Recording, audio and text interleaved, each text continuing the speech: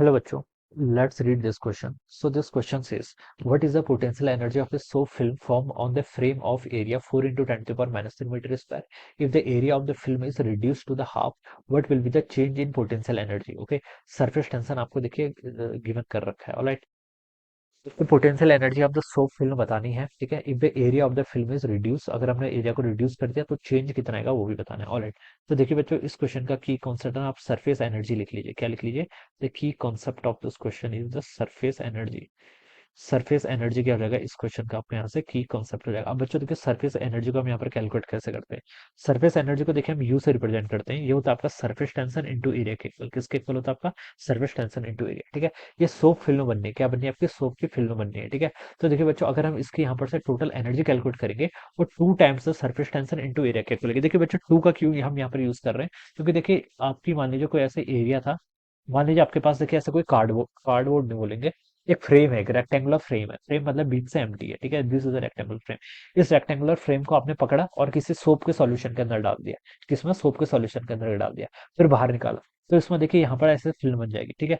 Film देखिए, आपकी film की कुछ थिकनेस होगी, तो हम बता सकते हैं फिल्म की एक ऊपर से अलग फिल्म बनेगी, नीचे से आपकी अलग फिल्म बनेगी. तो दो दो टाइप से फिल्म बनेगी. ठीक है. अगर मैं देखिए इसको इसका यहाँ पर से व्यू देखूं इस तरीके से, तो एक फिल्म तो देखिए आपको इस तरीके से, कुछ इस तरीके से दिखाई देगी. ठीक है.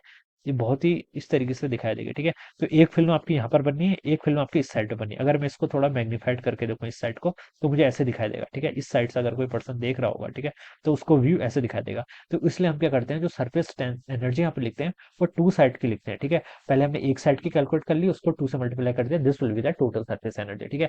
सरफेस एनर्जी का फॉर्मूला क्या होता है आपका? सरफेस टेंशन इनटू एरिया के इक्वल. तो इस फॉर्मूले का यूज करेंगे. ठीक है. तो इनिशियल देखिए आपकी सरफेस एनर्जी कितनी थी? Two times surface tension. Surface tension given कर रखा है कितना?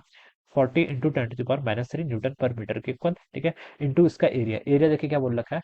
What is the potential energy of film on a frame, जिसका एरिया आपको गिवन कर रखा है देखिए 4 into 10 to the power -3 metre square के इक्वल. तो इसको सॉल्व करेंगे तो देखिए 2 इंटू 40 कितना होता है? 80. 80 इंटू 4 करेंगे तो कितना? 320. ठीक है. तो ये आपका 320 इंटू 10 to the power -6 के इक्वल हो जाएगा. ठीक है. और एनर्जी है, तो एनर्जी की यूनिट क्या होगी आपकी? जूल के इक्वल हो जाएगी. ठीक है. तो ये आ जाएगा 320 into 10 to the power -6 joule. तो this will be the answer of the first part. अब बोल रखा है if the area of the film is reduce to half. अगर आपने एरिया क्या कर दिया? हाफ कर दिया. इस बार मान लीजिए आपकी एनर्जी कितनी होगी? आपकी यूएफ के इक्वल हो जाएगी. ये किसके इक्वल होगा? Tension into area. एरिया बच्चों ए नहीं है, आप 1/2 हो गया उसका. ठीक है. और 2 से आप मल्टीप्लाई करेंगे.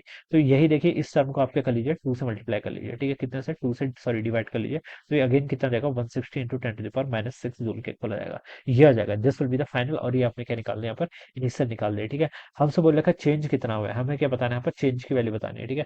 What will be the change in potential energy? तो चेंज हो जाता है आपका डेल्टा यू. डेल्टा यू होगा आपका, देखिए ये मैग्नीट्यूड बताते हैं सिर्फ, तो you I minus U F के इक्वल हो जाएगा. ठीक है. मैग्नीट्यूड कितना आएगा? 320 इंटू 10 to the power -6. में से इसको हम सब्ट्रैक्ट कर देंगे, तो इसकी value again 160 into 10 to the power -6 joules के इक्वल हो जाएगी.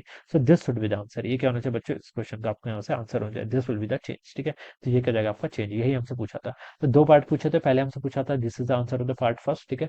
Total surface energy. फिर हमसे पूछा था चेंज कितना आएगा, तो चेंज आपका ये आ जाएगा. This is the answer of the second part. Alright. So this will be the answer. So I hope you all understood this concept. All the best and thank you so much.